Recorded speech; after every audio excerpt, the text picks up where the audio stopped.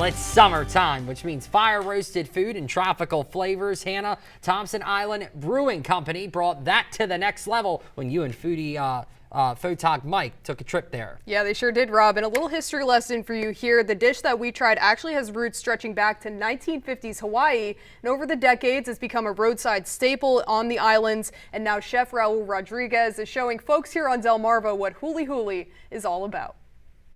Chef Raul Rodriguez says when he visited Hawaii, he knew he had to bring those tropical flavors back home to Delaware. Thus, Thompson Island Brewing Company's Huli Huli Chicken was born. Huli huli gets its name. It literally means turn, turn. So what you do is you just throw the chicken on the grill and you just constantly turn it, constantly baste it, try to caramelize those sugars, that soy, just build a deep, rich flavor to it. I tried it in Hawaii.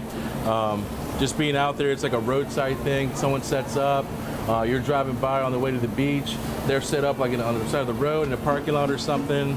And then by the time you're done at the beach, the chicken's ready and it's time to eat. As it's rotated over the hickory wood-fired grill, lovingly dubbed Aretha for her strength and demand for respect, the chicken is continually basted with a soy, ginger, chili, sesame marinade. We'll just sit here, take our time, make sure the chicken's nice and basted, nice and grilled, get all those flavors going. We're starting to get like the deep, rich, dark mahogany colors off that soy sauce. And this dish is not complete without grilled summer squash and zucchini and a bed of coconut rice. Let's dive into this huli huli chicken, which it's honestly almost hard to do that because it is such a beautiful dish. Wow, that is so good. Just that process of continually turning it, adding the flavoring onto it, really helps to develop this rich, satisfying flavor. It's got a nice kick to it. It's a little bit sweet, and the chicken is just so tender. And while the huli huli might be the highlight, it would not be the same without its complements.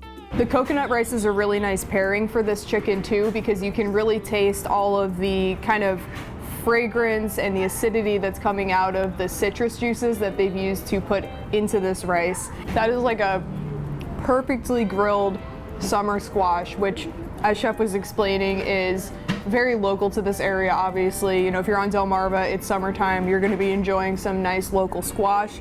And I think it's kind of cool that he decided to add this onto the dish, because these are flavors that you won't find in our local menu, but you know, you're getting a little touch of home here with the squash, and the grill flavoring on it pairs really nicely with the wood fire flavoring of the chicken because they fired the chicken over wood. Foodie Photog Mike agrees on the squash. You know it's a good squash when it's juicy, but it's also a little bit crunchy. It hasn't been like cooked to death. It stands up for itself. That's just a nice bite right there. And the coconut rice.